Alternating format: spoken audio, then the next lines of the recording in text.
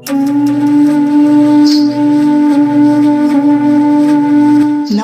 दोस्तों, महाभारत के पात्रों की श्रृंखला में आज हम बात कर रहे हैं महाभारत के प्रमुख पात्र महान धनुर्धारी सूत पुत्र कर्ण के जीवन परिचय के विषय में। दोस्तों, महान धनुर्धारी सूत पुत्र कर्ण के जीवन परिचय का यह चौथा भाग है।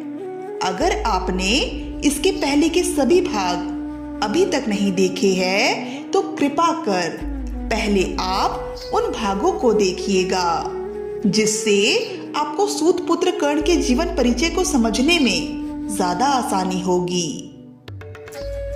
दोस्तों, पहले भाग में हमने जाना कर्ण के जन्म के विषय में। दूसरे भाग में हमने जाना कर्ण के एक सूर्य पुत्र से एक सूत पुत्र होने के सफर के विषय में। और तीसरे भाग में हमने जाना कि कर्ण को किस प्रकार एक सूत पुत्र कहकर हमेशा उनका अपमान किया गया। और आज हम जानेंगे कि कर्ण ने आखिर हस्तिनापुर का त्याग क्यों किया था। साथ ही साथ हम ये भी जानेंगे उन्होंने हस्तिनापुर त्यागते समय क्या प्रतिज्ञा ली थी। तो चलिए शुरू करते हैं। एक दिन की बात है, हस्तिनापुर में सारथियों की प्रतियोगिता का आयोजन किया गया, जहां ये नियम था कि प्रतियोगिता में शामिल जो भी सारथी अपने रथ में बैठे राजकुमार को उनके निश्चित किए गए छोर तक सही सलामत पहुंचा देता है तो वो इनाम का पात्र होगा। यह सुनकर सभी सूत जाति प्रसन्न हो गए, क्योंकि सिर्फ सूत जाति के व्यक्ति ही एक उत्तम सारथी हो सकते हैं। पर कर्ण को इस प्रतियोगिता में कोई रुचि नहीं थी, क्योंकि कर्ण को सारथी बनने में कोई रुचि नहीं थी।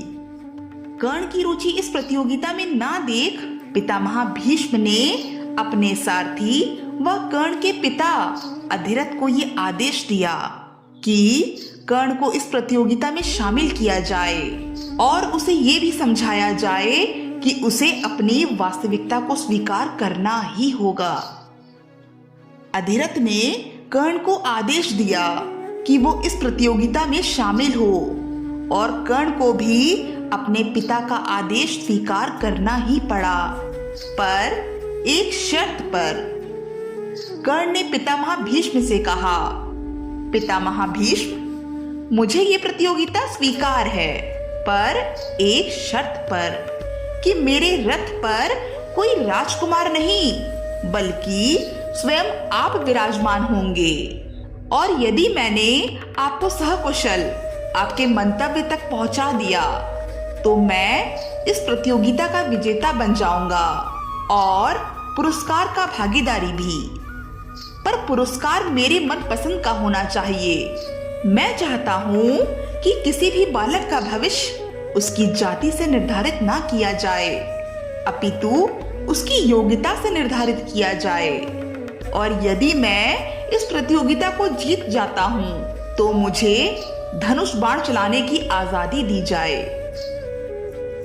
अब बात पितामह भीष्म के सम्मान पर आ गई थी। तब पितामह भीष्म ने कर्ण से कहा, ठीक है कर्ण, मुझे तुम्हारी शर्त स्वीकार है, पर यदि तुम इस प्रतियोगिता में विफल हो जाते हो तो तुम्हें इसका दंड अवश्य मिलेगा।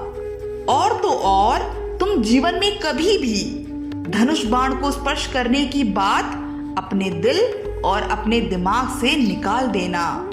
इस पर कर्ण ने कहा, मुझे आपकी हर शर्त स्वीकार है पितामह भीष्म, और मुझे स्वयं पर भी पूर्ण विश्वास है कि ये प्रतियोगिता मैं ही जीतूंगा।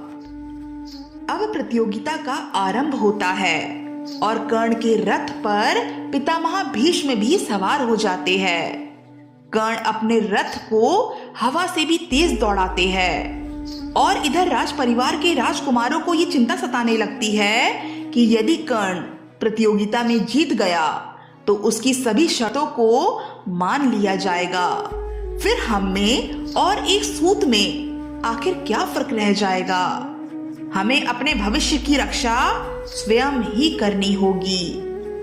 ऐसा कहकर राजकुमारों ने एक रणनीति बनाई और मोहरा बनाया कर्ण के अनुज भ्राता शॉन को।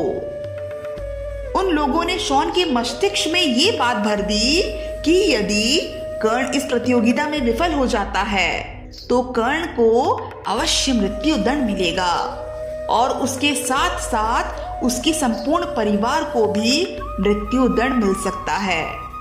इस पर शॉन बहुत घबरा गया। फिर राजकुमारों ने आगे कहा, हाँ, अगर कोई इस प्रतियोगिता को होने ही ना दे तब कर्ण और उसके परिवार के प्राण बच सकते हैं। ये सुनकर अब शॉन इस प्रतियोगिता को विफल करने का विचार करने लगा। फिर शॉन ने वो कर दिया जिसकी किसी ने कभी कल्पना भी नहीं की होगी।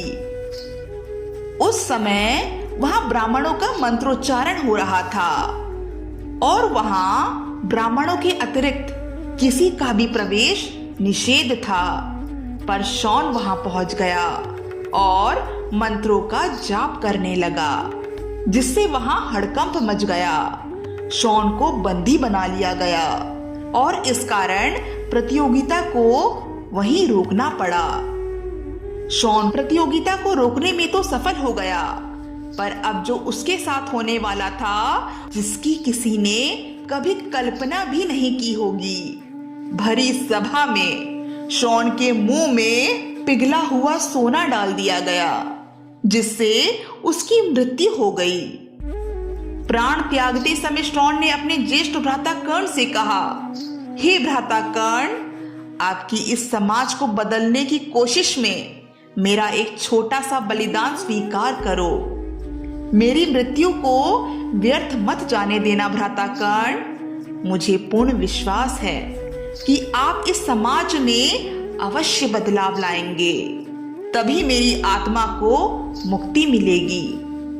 ऐसा कहकर शॉन ने अपने प्राण त्याग दिए। इस घटना के पश्चात कर्ण के हृदय में ज्वाला जल उठी और अब वो किसी से भी भयभीत नहीं थे। उन्होंने भरी सभा में खुली चुनौती दे डाली कि वो इस भेदभाव से भरी समाज को अवश्य बदल कर रहेंगे, चाहे उनके प्राण ही क्यों ना चले जाए।